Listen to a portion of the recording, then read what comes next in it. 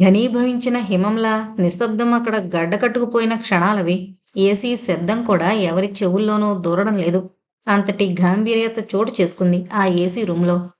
Commissioner of police మాత్రం అంతుపట్టని ఆలోచనలతో ఓ విధమైన ఉద్విగ్నతకు లోనై పచార్లు చేస్తున్నాడు. సంఘ వ్యతిరేక శక్తులు రాష్ట్రంలో అక్కడక్కడ శాంతి భద్రతలకు అవరోధాలు సృష్టిస్తున్న సమయం అది. పోలీసు యంత్రాంగం ఎంత పటిష్టంగా వ్యవహరిస్తున్నప్పటికీ ఈ దుష్టశక్తులను అదుపు చేయలేకపోతోంది. అందుకు ఎన్నో కారణాలున్నాయి. రామ్ కిరణ్ని మట్టుబెట్టిన హంతకులు ఎవరైనా గాని ఆ హోటల్లో ఉండే కాల్పులు జరిపారని తెలిసిపోయింది. కానీ వారెవరు? అతన్ని అంతం చేయవలసిన అవసరం వారికి ఎందుకు ఏర్పడింది? ఇవి మనం తెలుసుకోవలసిన వివరాలు. కమిషనర్ కంఠం కంగుమంది నిశ్శబ్దాన్ని ఛేదిస్తూ రకరకాల ఆలోచనల మధ్య తలమునకలైన ఇతర పోలీస్ అధికారులందరూ ఉలికిపాటుతో అతని వైపు చూశారు. ఎస్, మీరందరూ ఈ క్షణం నుండి ఆ హంతకులు ఎవరైంది ట్రేస్ చేసే పనిలో నిమగ్నులు కావాలి. మరో పావుగంట తర్వాత ఆ సమావేశం ముగిసింది. కొన్ని గంటల తర్వాత గుర్తించలేని 2 శవాలు పోలీసుల స్వాధీనమయ్యాయి. వారెవరైంది శర్మకు తప్ప ఇతరులెవరికీ తెలీదు. అదే టైంలో police commissioner personal phone ring అయింది అతని ఇంట్లో. Hello, commissioner here. Sir, Ram Kiran గారిని చంపిన హంతకులు శవాలుగా మారిపోయి మీ వారి స్వాధీనమై కొన్ని గంటలైంది. హంతకుల వేటలో మీ వారు అనవసరంగా సమయాన్ని వృధా చేయవలసిన అవసరం లేదు. హలో, ఎవరు నువ్వు? కమిషనర్ కంఠంలో ఓ విధమైన కంగారు, తెలియని అస్పష్టత. చిన్నగా నవ్వు వినిపించింది అవతల నుంచి. మిస్టర్ కమిషనర్, నా గురించి వివరాలు తెలుసుకున్నంత మాత్రాన మీ డిపార్ట్మెంట్కి వచ్చే లాభమేమీ లేదు. చనిపోయిన ఆ ఇద్దరు ఎవరైంది మీకు తెలియదు కదూ? ఒక వ్యక్తి అమెరికన్ సిఐఏ ఏజెంట్, రెండవతను పాకిస్తాన్ ఐఏఎస్ ఏజెంట్. అంతవరకు తెలుసుకోవడం మీకెంత అవసరం. ఇక నా వివరాలు. ఒక్క క్షణకాలం నిశ్శబ్దం తర్వాత వినిపించింది అవతల నుండి. నా పేరు చతుర్నేత్ర అంటూ వెంటనే ఫోన్ పెట్టేసిన శబ్దం. కమిషనర్ గారికి ఏమీ అర్థం కాక అలా మానుపడిపోయి ఉండిపోయాడు. అసలు ఈ చతుర్నేత్ర ఎవరు? ఎవరికీ తెలియని రహస్యాలు ఇతనికెలా తెలుస్తున్నాయి? శరవేగంతో ఆలోచిస్తున్నాడు ఆ క్షణంలో కూడా. కమిషనర్ గారికి ఒక విషయం అర్థం కాలేదు. ముందు ముందు ఈ చతుర్నేత్ర మరిన్ని విచిత్ర సంఘటనలకు కారణం కాబోతున్నట్లు. కొన్ని సంఘటనలు యాదృచ్ఛికంగా మానవ మేధస్సుకు అందని విధంగా జరిగిపోతుంటాయి. అదే ఈ అంతుపట్టని సృష్టిలోని విచిత్రం. పోలీస్ కమిషనర్తో ఫోన్లో మాట్లాడిన శర్మ టెలిఫోన్ బూతులోంచి వెలుపలకొచ్చాడు. 2 నిమిషాల తర్వాత భుజంగరావు గారి బంగ్లా వైపు అడుగులు వేయడం మొదలుపెట్టాడు. అదే టైంలో దయాకరం కుమార్తె విజయ తన బెడ్రూంలో నిద్ర పట్టకపోవడం గాక శర్మను గురించిన ఆలోచనలతో తలమునకలవుతోంది. చిక్కటి చీకటి ఆ ప్రాంతంలో నగ్నంగా నర్తిస్తోంది.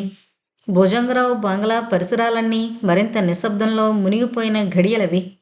ఎక్కడెక్కడో తిరిగిన శర్మ ఒంటరిగా ఆ బంగ్లా సమీపంలోకొచ్చాడు. వాస్తవంలో ఆ క్షణాన బంగ్లాలో వాచ్మెన్ తప్ప ఎవరూ లేరు. భుజంగరావు, రామప్పగౌడ మిగిలిన వారు సిటీ సెంటర్లోని ఒక హోటల్ గదిలో సమావేశమై ఉన్నారు.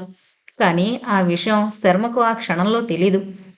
సిక్స్త్ సెన్స్ శర్మకు అధికమే అయినా భుజంగరావు కదలికలను ఆ క్షణాల్లో పసిగట్టలేకపోయాడు శర్మ. వాస్తవంలో అతన్ని అంతం చేయడానికి భుజంగరావు, రాయుడు పెద్ద పథకం రెడీ చేశారు. ఆ పథకంలో భాగంగా దయాకరం గారి కుమార్తె విజయ చిక్కుబడబోతోంది. 2 నిమిషాల పాటు శర్మ ఆ బంగ్లా ముందు అటు ఇటు తెచ్చాడి వెనుతిరిగాడు. అతని అంతరంగంలో రకరకాల ఆలోచనలు సుడిగుండాల్లా కలిదిరుగుతున్నాయి. దేశద్రోహులందరూ త్వరలో ఏకం కాబోతున్నారు. ఏకమై తమ మాతృ దేశానికే తీరని ద్రోహం చేయడానికే రకరకాల వ్యూహాలు సిద్ధం చేస్తున్నారు. ఈ రహస్యం ఇతరులెవరికీ తెలియకపోయినా చతుర్నేత్రునిలా రూపుదాల్చిన శర్మ తెలుసుకోగలిగాడు.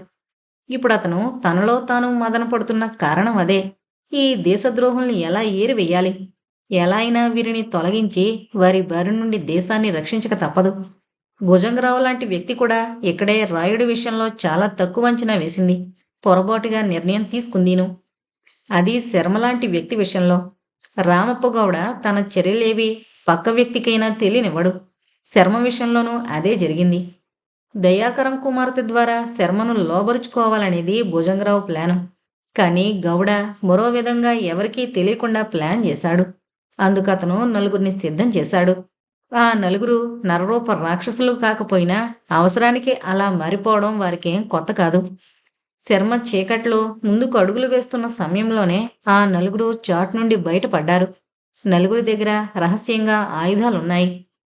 విశృంఖలంగా విలయనృత్యం చేయబోయే నర పిశాచాల్లా ఉన్నారు ఆ నలుగురు. దూరం నుంచే శర్మను గమనించి తమకు కావలసిన వ్యక్తి అతనే అని, తమ కదలికలు ఏమాత్రం బయటపడకుండా అతన్ని అనుసరించడం మొదలుపెట్టారు. ఆ రోడ్డు చివరకు వెళ్ళిన శర్మ అలా ఆగిపోయి నిల్చున్నాడు ఒక్క క్షణకాలం. వెనక్కి తిరిగి చూడకుండానే తనను ఎవరో అనుసరిస్తున్నారని చాలా సులభంగా గ్రహించాడు. రెండే 2 క్షణాల్లో ఒక నిర్ణయానికి రాగలిగాడు శర్మ. చనిపోయిన మహర్షి చేసిన పని వలన శర్మ ఉరువులు ప్రకంపిస్తున్నాయి. తలంతా చిట్లిపోయేలా నరాలన్నీ పురెక్కిపోతున్నాయి. ఏవేవో అస్పష్టమైన శబ్ద తరంగాలు అతని మెదడును కలిచివేస్తున్నాయి. అంతవరకు శర్మను అనుసరిస్తున్న నలుగురు అలవాటుగా శర్మ వెనక్కి తిరగడంతో అలా నిల్చుని ఉండిపోయారు. అదో విధంగా నవ్వాడు శర్మ వారిని చూడగానే. హలో బ్రదర్స్, ఏం కావాలి? తాపీగా అడిగాడు శర్మ. అతని కంఠంలో ఎలాంటి ఉద్వేగం కానీ తీవ్రత కానీ కనిపించడం లేదు. ఆ నలుగురికి వాస్తవంలో శర్మను గురించి తెలిసింది చాలా తక్కువ. అతనిలో నిక్షిప్తమై ఉన్న అతీంద్రియ శక్తులు ఏవి వారికి తెలియవు. రామప్పగౌడ నియమించిన ఆ నలుగురు ప్రొఫెషనల్స్ మాత్రమే. కిరాయికి అలాంటి దారుణాలు చేయడానికైనా వెనుతీయని వ్యక్తులు వారు. నీ పేరేంటి? వారిలో పొడవుగా ఉండి క్రూరత్వానికి ప్రతినిధిలా కనిపిస్తోన్న ఆ వ్యక్తి సీరియస్గా అడిగాడు. అప్పుడు నవ్వాడు శర్మ. అదే నవ్వు. చెదరని చిరునవ్వే అయినా ఎదుటివారిని పరిహసించే దరహాసం అది. రే, ఏంట్రా నవ్వు? నేనడిగిన ప్రశ్న నీకు పరిహాసంలా ఉందా? రెచ్చిపోయిన స్వరంతో అడిగాడు పొడిగాటి వ్యక్తి. మహాభారత గాథలో శిశుపాలుడు దుఃఖించే సమయంలో శ్రీకృష్ణుడు అలాగే చిద్విలాసంగా చూస్తూ నవ్వుతూ ఉండిపోయాడు. అలాగే ఉంది ప్రస్తుతం శర్మ వాలకం కూడా. బద్దలు కాబోయే ముందు అంగార గిరిశిఖరాలు వెలువరించే శీతల వాయువుల సమ్మేళనంలా అతని ముఖ కవళికల్లో ప్రశాంతత ద్యోతికమవుతోంది. అప్పుడు మరింతగా రెచ్చిపోయారా నలుగురు. ఓ కుమ్మడిగా కదిలారు నలుగురు ముందుకి. అప్పటికే వారి చేతుల్లో 3 అడుగుల పొడవుండే పిడిబాకులు సాక్షాత్కరించాయి. వాటి పదును చాలా తీవ్రంగా ఉంది. ఒక్క క్షణకాలం కనురెప్పలు ఆర్పకుండా తీక్ష్ణంగా చూశాడు శర్మ. ఓర్పు నశించిన చక్రధారిలా కదిలాడు ముందుకు. మరుక్షణంలో శర్మలో ఏదో వినూత్నమైన దివ్యశక్తి ఒకటి స్థానం ఏర్పరుచుకున్నట్లు ఒక్క క్షణకాలం కంపించిపోయాడు. దుష్ట శిక్షణ కావించబోయే ముందు భగవానుడు ప్రదర్శించబోయే కదలికలు ఇప్పుడు శర్మలో తొంగి చూస్తున్నాయి. ఆగండి! శర్మ కంఠం కంచు ఢంకాలా ధ్వనించింది. చటుక్కున ఆ నలుగురు నిల్చుని శర్మనే చూస్తూ ఉండిపోయారు. మీరు నలుగురు రామప్పగౌడ మనుషులని నాకు తెలుసు. కానీ మిమ్మల్ని రామప్పగౌడ ఎంతగా మోసం చేస్తోంది మీకు తెలీదు. మీరొచ్చింది నన్ను చంపడానికి. నన్ను అంతం చేయడం వల్ల మీకు కలిగే ప్రయోజనం అంటూ ఏదీ ఉండదు. ముందు మీకు జరుగుతున్న అన్యాయం ఏంటో తెలుసుకోండి. వారినే చూస్తూ చెప్పాడు శర్మ. అప్పుడు ఆ నలుగురు ఆలోచనల్లోకి జారిపోయారు. శర్మ మాటలు వారి విషయంలో ఆకర్షణ మంత్రాలై వారినలా కదలికల్లేని శిల్పాల్లా నియంత్రించాయి. మీకు నా మాటల మీద నమ్మకం లేనట్లుంది. మీ వెంట నేను వస్తున్నాను. అందరం భుజంగరావు గెస్ట్ హౌస్కి వెళదాం. మీకు అన్ని వివరాలు అర్థం కాగలవు. శర్మ మాటల్లో ఎలాంటి ఆకర్షణ శక్తి నిక్షిప్తమై ఉందో గాని బదులు మాట్లాడకుండా కదిలారు ముందుకు. తమకు తెలియకుండానే అసంకల్పితంగా చేతుల్లోని ఆయుధాలను చెట్లచాటున దాచేశారు. అదే సమయానికి భుజంగరావు గెస్ట్ హౌస్ దగ్గర కొనసాగుతోంది ఒక దారుణ చర్య. వద్దు బాబుగారు, మమ్మల్ని ఏం చేయకండి. మా జీవితాలు అన్యాయం చేయకండి. 30 లోపు వయసులో ఉన్న ఆ స్త్రీ భయ విహ్వలయ్యి వణుకుతున్న శరీరంతో ప్రాధేయపడ్డం మొదలుపెట్టింది. వెంట మరో 3 అందరూ అందంగానే ఉన్నారు. అందరిది సమానమైన వయసు. ఆపండి మీ గోల. మిమ్మల్ని ఇంత దూరం ఎంతో శ్రమపడి తీసుకొచ్చింది మిమ్మల్ని వదిలిపెట్టడానికి కాదు. మమ్మల్ని సంతోషపరుస్తారని అర్థమైందా? బెట్టు చేయకండి.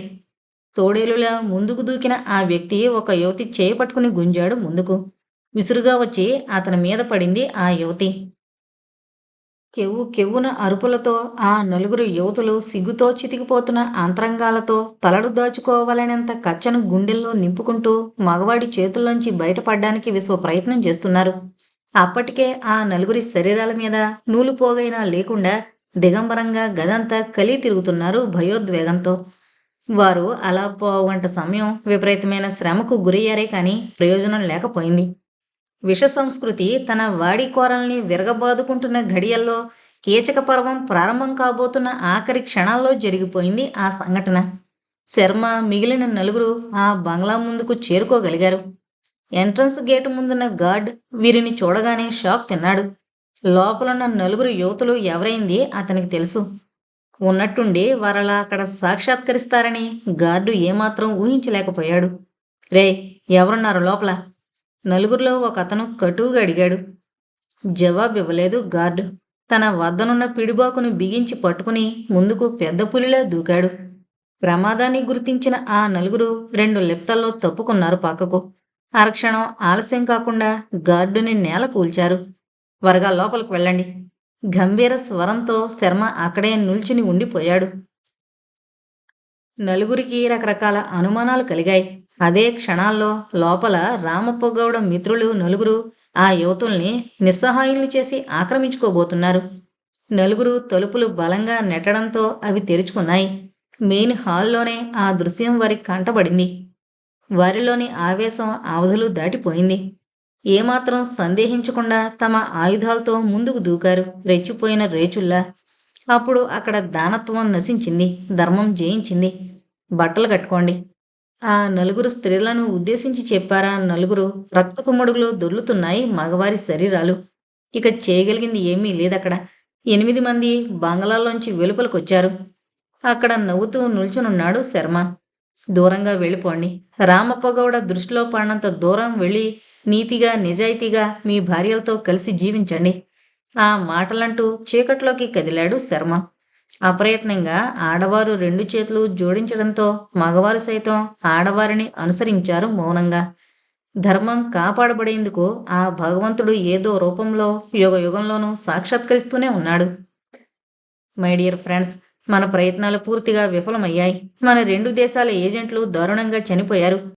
వాస్తవంగా భారతదేశంలో జరిగింది ఏమైంది మనకు తెలీదు.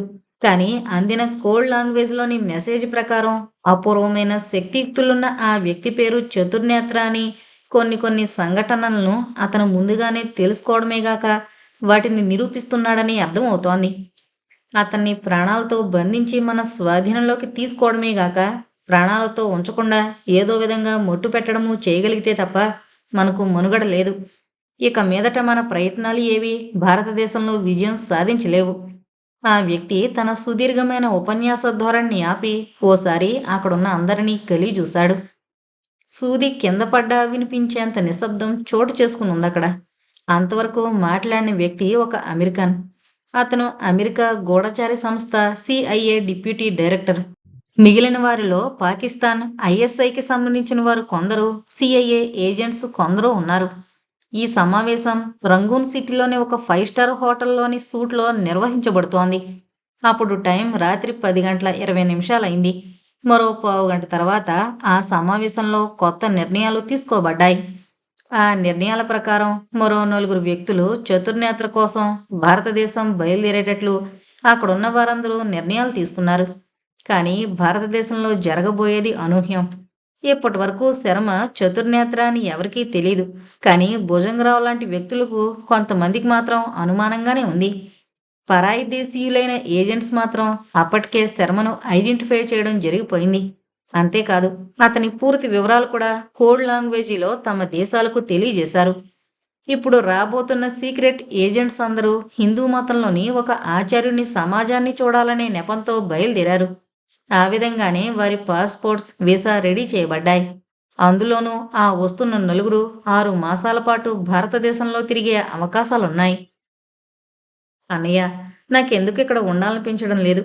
మనం ఈ ఊరు వదిలిపెట్టడం మంచిదనిపిస్తోంది. అర్ధరాత్రి ఇంటికొచ్చిన శర్మను చూస్తూ అంది భవానీ. ఒక్క క్షణకాలం శర్మ ఏమీ జవాబివ్వలేదు. అతనికి తెలుసు భవానీ ఆంతరంగంలోని బాధ ఏంటో. భవానీకి అర్థమయ్యేలా కాకపోయినా నచ్చజెప్పాలన్నా అంత సులభం కాదు. అందుకే అతను మౌనం వహించాడు. శర్మకు కొన్ని విషయాలు అని కాకుండా అతను ఆలోచనల్లోకి జారితే ఎన్నో విషయాలు జరగబోయేవి ముందే తెలిసిపోగలవు. ఆ రహస్యం భవానీకి తెలీదు. శర్మ తెలియజేయలేడు కూడా. సాధారణ మానవుడికి 2 నేత్రాలైతే శర్మకు అజ్ఞాత నేత్రాలతో కలిపి 4. అందుకే అతను చతుర్నేత్ర కాగలిగాడు. భవానీ, కొంతకాలం ఓపిక పట్టు తల్లి, అలాగే వెళదాం. ఆకలిగా ఉంది, భోజనం వడ్డించు గంభీరంగా అంటూ పెరటివైపు నడిచాడు శర్మ. అప్పుడు వచ్చి ఆ ఇంటి ముందు ఆగింది బ్లాక్ కలర్ అంబాసిడర్. అది శబ్దం కాకుండా. కారులోంచి నలుగురు దిగారు కిందకి. శిక్షణ పొందిన గెరిల్లాల్లా ఆ ఇంటి ఆవరణలోకి దూకారు. ఇంటి తలుపు దగ్గరగా వేసింది భవానీ. నలుగురు పిల్లుల్లా అడుగులు వేస్తూ వరండాలోకొచ్చారు. ఆ టైంలో శర్మ పెరట్లో బావి దగ్గర స్నానం చేస్తున్నాడు. తలుపు నెట్టుకుని నలుగురు లోనికి అడుగు పెట్టారు. భవానీ దురదృష్టవశాత్తు అప్పుడే వాకిలి గడియ పెట్టడానికి వచ్చింది. అపరిచితుల్ని నలుగురిని చూసి బిగ్గరగా అరవబోయింది. కంఠం పెగల్లేదు. ధైర్యం కోల్పోయింది భవానీ. ఇంటి వెనక్కి పరుగులు తీయాలనుకుంది. కానీ ఆమె ప్రయత్నం ఫలించకుండా నలుగురు అడ్డుగా నిల్చున్నారు. వారిలో ఒక వ్యక్తి ముందుకు దూకి భవానీ నోరు నొక్కుంచాడు. మిగిలిన వారు ఆమెను తమ చేతుల్లోకి ఎత్తుకుని ఇంట్లోంచి వెలుపలకు నడిచారు.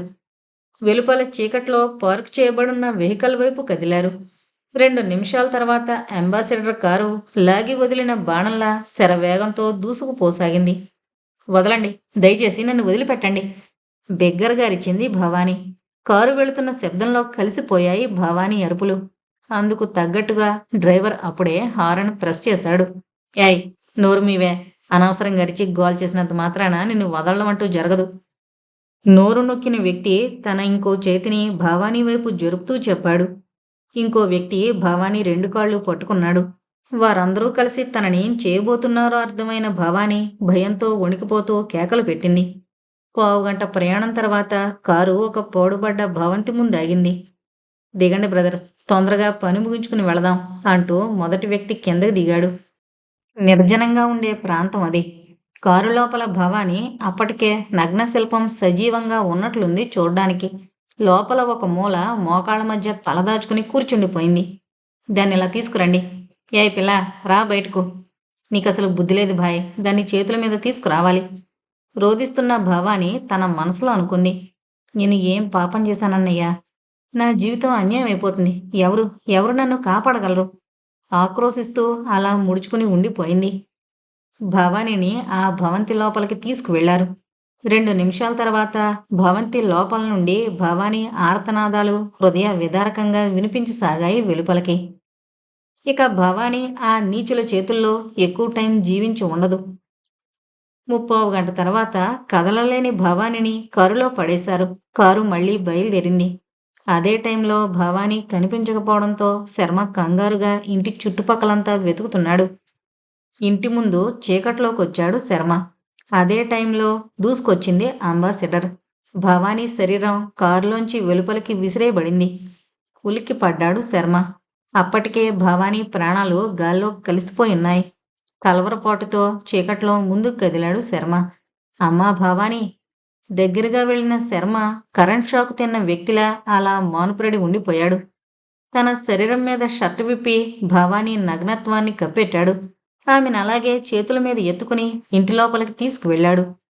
భవానీ విగతజీవిని అని శర్మకు అర్థమైన క్షణాలవి. అప్రయత్నంగా అతని కళ్ళు విస్ఫులింగాలను వర్షిస్తున్నాయి. శరీరమంతా ప్రకంపనలకు గురవుతోంది. తీక్షణమైన అతని చూపులు శూన్యంలోకి సుదీర్ఘంగా చూస్తున్నాయి. చల్లాయ్, ఏ దుర్మార్గులు నిన్నింత దారుణంగా అంతం చేశారో వారిని చారిత్రాత్మకంగా అంతం చేస్తాను. నీ ఆత్మకు శాంతి చేకూరుస్తాను. నీ అన్న నీకివ్వగలిగిన చివరి బహుమతి అదే కాగలదు. జాలు వారుస్తున్న అసురుదారుల మధ్య మెల్లగా గొణిగాడు శర్మ. ఆ తర్వాత భవానీ అంత్యక్రియలకు ఇరుగు పొరుగు వారి సాయంతో ప్రయత్నాలు మొదలుపెట్టాడు. శర్మ ఆలోచనలు ప్రస్తుతం రామప్పగౌడ మీద కేంద్రీకృతమై ఉన్నాయి. తన చెల్లి చావుకు కారకుడు అతని అనుచరులే అని శర్మకు అర్థమైపోయింది. ఇక మిగిలింది దుష్టశిక్షణ మాత్రమే. అదే టైంలో పోలీస్ కమిషనర్ ఛాంబర్ లోపల సీక్రెట్గా ఒక కాన్ఫరెన్స్ ప్రారంభమైంది. మరోపక్క భుజంగరావు, రామప్పగౌడలు దయాకరాన్ని టార్చర్ చేయడం మొదలుపెట్టారు మరోచోట. అదెలా అంటే దయాకరం కుమార్తె విజయ్ విషయంగా. విజయను అంటే ఆమె అందాన్ని ఎరగా శర్మ మీద ప్రయోగించాలనేది ఆ ఇద్దరి ఆలోచన. చూడండి దయాకరం గారు, మీరు ఈ సమాజానికి ఎలాంటి సేవ చేయదలుచుకున్నా మాకొచ్చిన నష్టం అంటూ ఏదీ ఉండదు. కానీ మీ అమ్మాయి మాకు సహకరించకపోతే మాత్రం మేము రెచ్చిపోవాల్సి వస్తుంది. మేము రెచ్చిపోవడం అంటే పరిణామాలు ఏమైంది మీకు తెలుసు. భుజంగరావు సూటిగా దయాకరం ముఖంలోకి చూస్తూ అన్నాడు. ఆవేశం వల్ల దయాకరం శరీరం వణుకుతోంది. ఛీ! మీరు మనుషులేనా? మీ స్వార్థం కోసం నా కుమార్తె వ్యభిచరించాలా? అది ఎన్నటికీ జరగదు. మీ నిజస్వరూపాలు ప్రజలందరికీ తెలిసేటట్టు చేస్తాను. అంతేకాదు, డిపార్ట్మెంట్ ద్వారా మిమ్మల్ని ఏం చెయ్యాలో నాకు బాగా తెలుసు. కోపంతో వణికిపోతూ చెప్పాడు దయాకరం. ఆ మాటలు వింటూనే పెళ్ళును నవ్వాడు భుజంగరావు. ఆగండి దయాకరం, ఆవేశపడకండి. అసలే మీరు బీపీ పేషెంట్. అనవసరంగా రెచ్చిపోయి ప్రమాదాన్ని కొని తెచ్చుకోకండి. మీరు అంతటి గన్లని నాకు తెలుసు. ఇక మీరు ఎలాగూ నా మాట వినేలా లేరని అర్థమైపోయింది అని గౌడ వైపు తిరిగాడు భుజంగరావు. గౌడ, ఏం చేద్దాం? అదేంటండి, జరగవలసిన శుభకార్యం నా నోటి నుంచి పలికించాలనా మీ ఉద్దేశం? ఏదో ఒకటి కానివ్వండి. దయాకరం, ఈ సమాజానికి చేసిన సేవలు ఇప్పటికే ఎక్కువైపోయాయి. ఇక అవసరం లేదు. ఇతని కూతురు విషయంలో బాధ్యత మందే. పాపం, చాలా తక్కువ వ్యవధిలో దయాకరం గారి లాంటి వ్యక్తి ప్రాణాలు కోల్పోవడం అంటే నాకు కూడా విచారంగానే ఉంది. ఏం చేయగలం చెప్పండి? భుజంగరావు ఏం చెయ్యాలో తన మాటల ద్వారా వెలిబుచ్చుతూ మాట్లాపాడు రామప్ప గౌడ. ఆ మాటలు కొంతవరకు గ్రహించిన దయాకరం ప్రాణభయంతో గిజగిజలాడిపోయాడు. భుజంగరావు తన పక్కన నిల్చునున్న అనుచరులను నలుగురిని చూసి నవ్వాడు అదోలా. వారికి అర్థమైంది ఏం చెయ్యాలో. నలుగురు ఒక్కసారిగా ముందుకు నరరూప రాక్షసుల్లా కదిలారు. 2 నిమిషాల వ్యవధి. ఏమాత్రం శబ్దాన్ని వెలువరించలేదు దయాకరం. అతని ప్రాణాలు గాల్లో కలిసిపోయాయి. సార్, ఇతని చరిత్ర ముగిసిపోయింది. Very good. ఈ శవాన్ని తీసుకెళ్లి వీళ్ళ ఇంటి ముందు పడేయండి. అంతేకాదు, దయాకరం లాంటి సాత్వికుణ్ణి నిర్దయగా సంఘ విద్రోహులు చంపేశారు. ఎంతటి దారుణం జరుగుతుందని ఎవరూ అనుకోలేదు. సానుభూతి ప్రకటించండి, తీసుకెళ్ళండి. భుజంగరావు తన ప్లాన్ వివరించాడు. వెంటనే దయాకరం శవాన్ని తీసుకెళ్లారు ఆ వ్యక్తులు. ఇకపైన మన కర్తవ్యం? గౌడ్ అడిగాడు. అతని ముఖంలో ఎలాంటి బాధ తెలియడం లేదు. నిర్దయగా ఒక నిండు ప్రాణాన్ని బలి తీసుకున్నామనే ఫీలింగ్ కనిపించడం లేదు. గౌడ, ఆ విజయ సాధారణమైంది కాదు. లేనిపోని గలాటా సృష్టించొచ్చు. ఈ లోపల మనం విజయను మంచితనంగా లొంగదీసుకోవాలి. ఆ శర్మ మీద విజయను ప్రయోగించాలి. ఎందుకంటే విజయ గొప్ప అందగత్తె. ఎలాంటి మగవాడైనా ఆ అందానికి లోబడక తప్పదు. ఏమైనా మీ బుర్ర అమోఘం, కానివ్వండి. కానీ ఈ లోపల మనం ఆ శర్మ దాడిని ఎదుర్కోవాల్సి ఉంటుంది. వాడు ఏ దారిలో మన మీద అటాక్ చేస్తాడో ఊహించలేం. చాలా జాగ్రత్తగా ఉండాలి. ఆ మాటలు విని నవ్వాడు రామప్ప. అతని నవ్వులో విషసర్పాల బుసలు దాగున్నాయి. భుజంగరావు గారు, ఈ శర్మ వ్యవహారంతో మనం అసలు పనులన్నీ పక్కన పెట్టేస్తున్నామని నా అనుమానం. తొందరపడకు గౌడ. ప్రతిదానికి ఒక సమయం, సందర్భం అంటూ కలిసి రావాలి. మనలాంటి అవకాశవాదులు వాటి కోసం ఎదురు చూడక తప్పదు. తొందరగా ఏదో ఒకటి నిర్ణయించండి. మన ఆశయాలు నెరవేరాలి. అది నా పట్టుదల. మరో పావుగంట తర్వాత ఇద్దరూ ఆ బిల్డింగ్లోంచి కదిలారు వెలుపలికి. అప్పుడు టైం రాత్రి 2 గంటలు దాటిపోయింది.